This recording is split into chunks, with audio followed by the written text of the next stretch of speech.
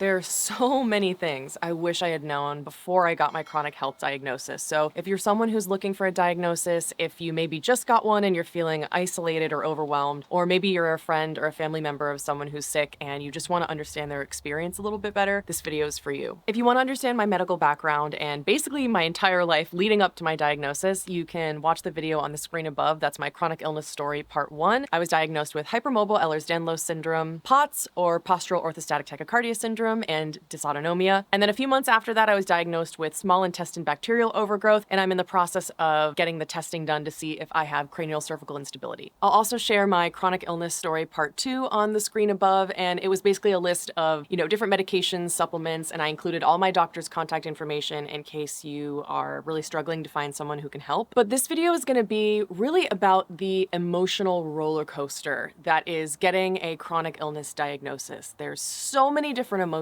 but there's also so many different experiences that you go through with other people after you get a diagnosis. So the first video is all about the social and emotional experience of living with an illness when you don't know what's going on with your body. And this video is more about really the emotional roller coaster that is getting a diagnosis. So the first lesson that I learned is the chronic illness community is filled with some of the most incredible people I've ever met, and I'm positive that you'll experience that as well. I've just found everyone to be some of the most understanding, empathetic, loving, gentle, emotionally intelligent people I've ever met. It's not the club that any of us wanted to join, but honestly, it's a great club to be a part of because of all the wonderful people that I've met. So if you're brand new to getting a diagnosis, I would suggest you try to find an online community of people who have the same diagnosis. There are a lot of subreddits about various chronic illnesses. There's an Ehlers-Danlos one that's super helpful. There's a POTS one. There are Facebook groups. There are tons of subreddits. There are so many different ways to meet people and just connect with others online because this experience is so isolating. And if people in your life are the most empathetic and understanding in the world and they're great at supporting you, they still don't know what it's like if they've never been chronically ill. So it's really important to have a support system of people who know what you're going through. And if you're like me and you don't know anyone in your real life who understands your experience, then finding a community online is really important. And on the note of a support system, if you can afford a therapist, I highly recommend it because you're going to be hit with this wave of emotions and it's going to feel so overwhelming at times. It's going to feel completely helpless. So if you have the ability to afford a therapist, I highly recommend it because if you're someone who struggles with chronic illness, you know that you have to look at your body holistically. And that means also if you're taking care of your physical body, you have to take care of your brain and your emotional body as well. I have received hundreds and hundreds of comments and messages ever since my chronic illness story part 1. And a common theme that a lot of people struggle with is this hopelessness. And a lot of people have reached out kind of as a last resort to talk to me because they didn't have anyone in their life who understood. And I really suggest that if you're at that point where you feel like life is not worth living, that you find a therapist because I just think that even the most perfectly emotionally adjusted person still needs support and still needs a therapist who can help guide them through these really complex emotions. And on the note of mental health, I want to share something that is absolutely essential to me. And I know it sounds super cheesy and I hate this kind of stuff, but I started a gratitude practice and I'm not that kind of person. Like I cannot sit still. I hate meditating, but I started doing a very basic gratitude practice and it makes all the world of difference because I do it whether I'm having a good day or a bad day. And that makes it more powerful. And in therapy, we discuss neuroplasticity. Our brains have the ability to change, but just like you can't go out on an ice rink and become a figure skater just in a day, you also can't rewire the pathways in your brain in a day. It takes practice. I forget how long it is exactly, but there's a specific amount of time it takes to rewire your brain. So actually going to therapy or starting a gratitude practice really is going to help change your entire mindset because so much of this is about your mindset. When you realize that you are stuck with this damn condition and it ain't going anywhere and this is going to be your life for as long as you live, that shit can get heavy. And if you sit in the muck and if you stay under that dark cloud and you sit in that hole, you will never get out of it. That's how I was my whole life. I just approached everything from a really negative mindset, just feeling like it's just so woe is me, always throwing myself a pity party. And that's totally fine. You know, your feelings and your emotions and your experiences are totally valid. And you are 100% allowed to feel like absolute crap and to feel really, really sad and upset about the fact that you have to live with chronic illness. However, life is just going to be 10 times times more difficult if you're stuck in that mindset. So the very basic gratitude practice that I have is at the end of the day, my partner and I, when we're turning off the lights or if we're getting into bed after dinner, we will just say a couple things that we're really grateful for. It doesn't have to be anything big. It could just be, I'm grateful for the sound of a fireplace. I love the crackling of a fireplace. Or it could be, I love the smell of ocean air. I'm grateful for the ocean. Or I'm grateful for chamomile tea, or my dog, or music, concerts, my favorite movie, my favorite band. I'm grateful for my partner. I'm grateful for this beautiful space that I live in. Even on your worst day, you still have all of those things. And that's something really important to remember and something that I really struggled to understand prior to my diagnosis. Number 3, when you get a diagnosis, you will go through so many emotions. It's gonna feel like a total roller coaster. You know, for me personally, at first, there was just immense relief. I was so happy. We went out and we celebrated. I was like, yes, because after 32 years, I finally knew what was going on. 32 years of doctors telling me they had no idea what was wrong with me, or telling me, hey, you have fibromyalgia. And I was like, no, I don't. I know that that's not the whole picture. And I had gone through 40 doctors in a 4-year period. I'd gone through 15 physical therapists in a 2-year period. And every single person gave up on me except for one physical therapist who noticed that I had hypermobile joints. That, combined with some YouTube comments I was getting about the fact that I might have Ehlers-Danlos syndrome, led me to my diagnosis. And so I have my subscribers to thank for that. But on top of all of this immense gratitude and relief and happiness and success that you finally feel about getting a diagnosis, you will have to face those emotions while at the same time confronting immense grief and fear. This shit throws mortality in your face. And if there's one thing I've learned from this whole experience of having a chronic illness diagnosis, it's that life is so goddamn short. It is so short. And sometimes that's been a really good driver for me. It just reprioritizes everything in your life. Literally overnight. My life to me is kind of like pre-diagnosis and post-diagnosis. And now I no longer sweat the small stuff. I immediately just felt like I had been wasting my time on some relationships. It just reprioritizes everything in your life when you are confronted with reality and the fact that we have a very limited time on this earth. And what's interesting about that is I've actually heard a few people say that they know they're sick or they know they have Ehlers-Danlos syndrome, but they don't want a diagnosis because they just would rather not know. But from my perspective, knowledge is power, and you can't begin to heal and you can't feel better unless you know what's going on with your body. The 4th thing I learned after getting a diagnosis is that people will not react entirely in the way that you want or you need. Everybody reacts to grief differently. You might find that some people in your life really step up for you, and let me tell you, you learn real fast who your real friends and family are through this process of a diagnosis. I mean, I found out so quickly who actually cares about me and who doesn't. Oh man, there were so many people who did not even reach out to me, who didn't check in, and you don't need those people in your life making you feel bad, making you feel unimportant. So I cut them out. I cut a lot of people out a year ago, and the amazing thing is a life-changing experience. It brought in this like space for people who do care about me. And I've never believed in the law of attraction, but it's so interesting how the people who didn't step up for me, when I cut them out of my life, people walked in who were the people I had been looking for, who I'd been waiting for. And it was a really powerful experience. Now, if you have someone in your life who is not supporting you in the way you want and you really love them and care about them, I would really recommend giving them guidance on how they can best support you, because people don't know how to talk to you. Like, it's the same thing as with depression. For example, I've never had clinical depression. I've never had like chemical depression. So I know that sometimes it's difficult for me to know what to say to my friends with depression, because both of us have to live with the condition for the rest of our lives. So it's like, well, it feels weird to check in every single day and be like, hi, how's your mental health today? Just like it's kind of weird for people to be like, hi, how's your physical health today? But honestly, those check-ins really do mean a lot. And so I would really think deeply about how you can best feel supported, and tell your friends and family that, or your partner, or if you feel comfortable, your coworkers. You know, sometimes people can help you problem solve. You can say like, hey, what I really need right now is someone to go help me find this doctor, or I need someone to go call this place and help me set up an appointment for this test. A lot of people are really good at doing errands or chores or acts of service for people if that's their love language. Others can really get in the well with you and you can give them guidance. For example, with my partner, what we've learned in couples therapy is anytime one of us is going through a hard time or we're venting about something, we will ask the other person, do you want me to problem solve or do you want me to get in the well with you? And getting in the well just means like getting in the emotional well, like just being there for me, listening, venting with me, emotionally supporting. Sometimes you want someone to help you problem solve. Sometimes you want someone who's just going to listen. And if you are in in a heterosexual relationship like I am and your partner is a male, a lot of times men tend to err on the side of problem solving instead of just listening and supporting. So I would say feel empowered to speak up for what your needs are and how you need to be supported. Because if you don't feel supported while you're going through all this stuff, it's gonna feel so much more painful. And on the flip side, I also encourage you to feel comfortable setting boundaries or speaking up for yourself. For example, a lot of people, when they find out you have a chronic illness diagnosis, have this toxic positivity mentality where they will say, well, at least it's not cancer. Or they will say, well, you should be so grateful that it's not as serious as other people's. Or they will try to say things that to them are positive. They're trying to highlight the fact that it could be worse. They're trying to help. They have good intentions, but in practice, it sucks. And it makes you feel like your experiences and feelings aren't important or valid, but they are. So if you have someone in your life who is a toxic positivity person, I would probably call them out on that and politely say something like, hey, thank you so much. I can see that you really are trying to help support me, but it honestly feels like you're invalidating my experiences just because they aren't as bad as other people's. So it would really mean a lot to me if you can listen and understand that what I'm going through does not have to be compared and illness is not a competition. Something like that. I'm just spitballing. Just remember that people who invalidate you and your feelings and experiences, that is not a reflection of you. That is only a reflection of them. Just a little personal tidbit for you. When I found out about my diagnosis, for example, one of my parents just cannot handle difficult emotions or experiences. And when I got my chronic health diagnosis, I emailed them after like a brief back and forth. I never heard from them. They never called, never texted, never checked in on me. And my partner even reached out to them months later and said, your daughter needs you. Your daughter needs you. And they responded, I can't. I don't know how to handle this. And so you will find that people will have a really hard time with your diagnosis. And it's going to be really painful to watch your friends and family go through processing your illness. I know for me, it was hardest watching my partner. Oh, there's a bee. I love how in the most emotional part of my video, this bee just comes along and is like, girl, don't cry on YouTube. Okay, like I was saying before, I was rudely interrupted by the bee. It can be really difficult to watch your loved ones go through the process of accepting your diagnosis. For me, it was the most difficult watching my partner. He's a total champ and he's so supportive and does so much for me. But I was really able to see the weight of the diagnosis on him, knowing that this is a degenerative condition and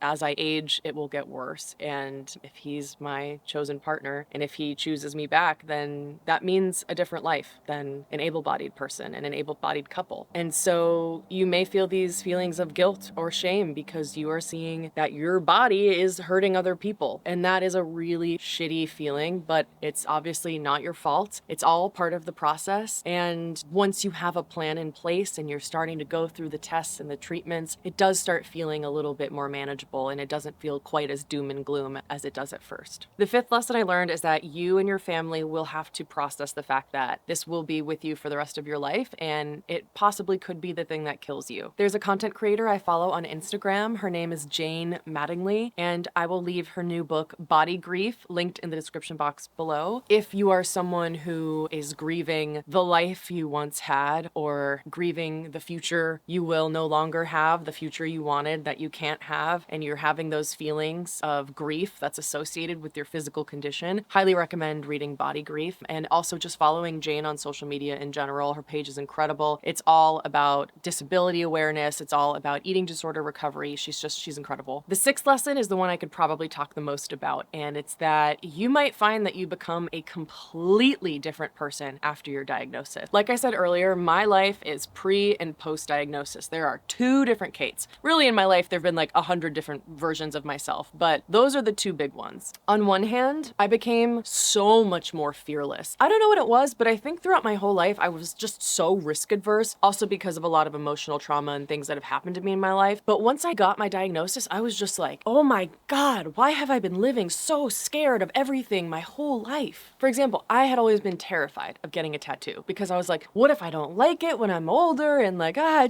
want one so badly. When I got my diagnosis, the second I got out of that doctor's office, I booked an appointment at a random tattoo shop and I just walked in and I got a tattoo. I stopped caring about things. Like I said earlier, like it just reprioritizes your entire life. And you're like, I don't want to hold myself back anymore. If I gotta live with this shit for the rest of my life, then I better get out there and start living. Truly, I mean, I don't even recognize the person I was a year ago. And there were like two phases of that transformation. One, I had about a year and a half ago gone through this really intensive narcissistic abuse recovery program, and I did a lot of intense healing and therapy work. And so there was that first evolution where mentally I really started changing prior to getting a diagnosis. And then when I got my diagnosis, everything just opened up and changed for me completely. That was kind of like the last missing puzzle piece in a very, very complicated puzzle. Prior to that, I had had decades of, narcissistic abuse, abusive romantic relationships, a history of sexual assault, PTSD, combat deployment with my boyfriend. I had been through a lot of things that just kept me in this emotional prison. And then you couple that with your physical chronic illness, making you feel like your body is a prison. I was really negative all the time. I let people walk all over me. I never stood up for myself. I never spoke up for my needs. And that's part of the reason why I had so many toxic relationships in my life. And that's one of the reasons why I had to cut so many people out, is because that old version of myself just let people walk all over me. And now that I know my body, because knowledge is power, I know that I need to take care of myself so much better than I did before. So I stopped drinking. I only drink on special occasions now. And from that experience, I also found out who my real friends are. There were some friends who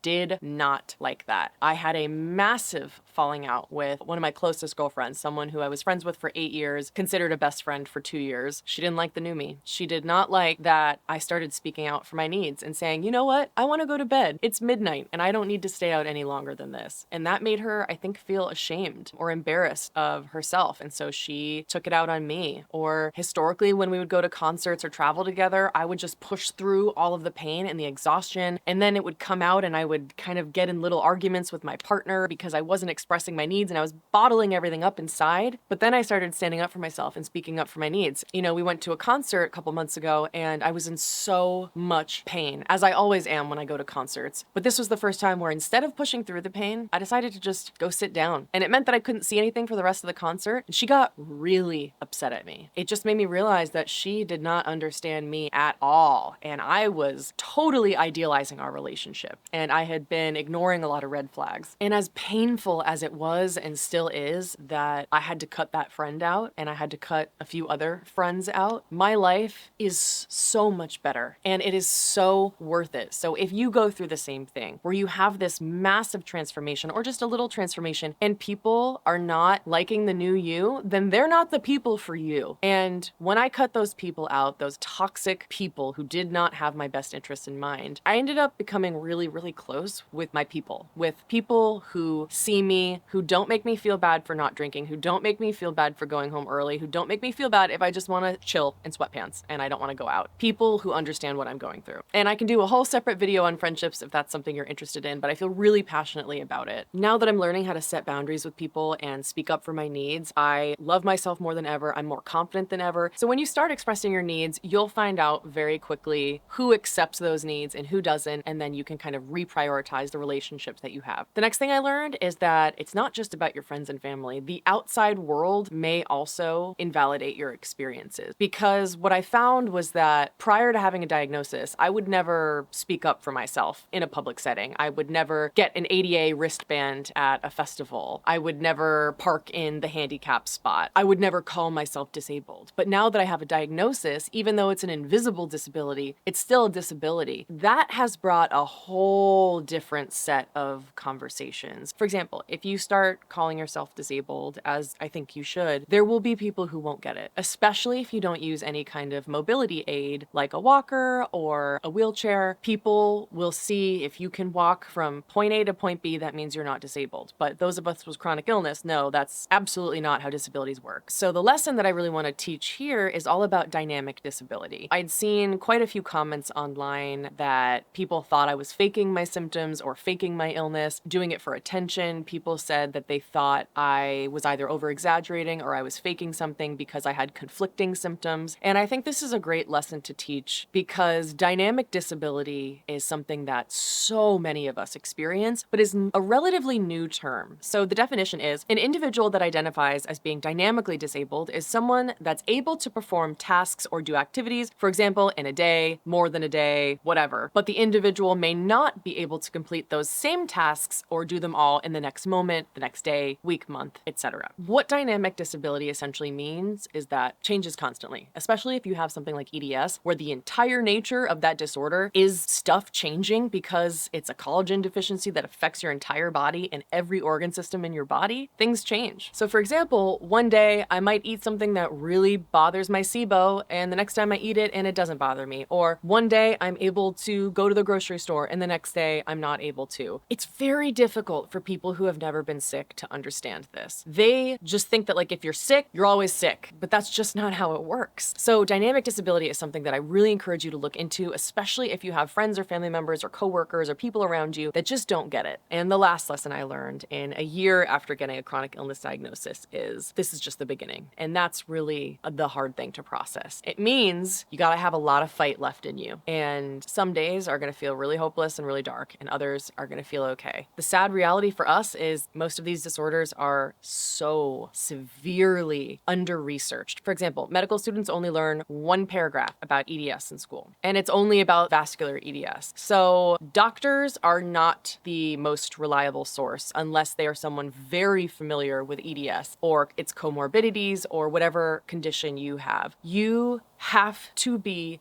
your best advocate. No one is gonna speak up for you. It sucks, but it's the reality of living, especially in this country. Because these disorders are so severely under-researched, it means that a lot of the treatments for them are either experimental, are not recognized by Western medicine, or are simply not yet approved by the FDA, which means that they are not covered by insurance. It is incredibly, gut-wrenchingly, mind-blowingly expensive to be sick. And I'm very lucky that I can afford to be sick, but a lot of people can't. Plug for universal healthcare. And the reason I mentioned that really getting a diagnosis is just the beginning and you've got to have that fight in you is because I think we tend to have a desire at first when we get our diagnosis to run before we walk. I got this packet that was like 15 pages long and like double-sided, and I was just like, ugh, test this, these x-rays, these MRIs, you need prolotherapy, you might need to do a spinal tap to see if you have a fluid leak, a whole page of just all the different supplements I might have to get, all the different medications, all the different types of doctors I might have to meet with. And I was just like stunned. I was paralyzed. I was like, where do I go from here? I have no idea. So because getting a diagnosis is just the beginning and you're gonna have to have a plan, my suggestion to you is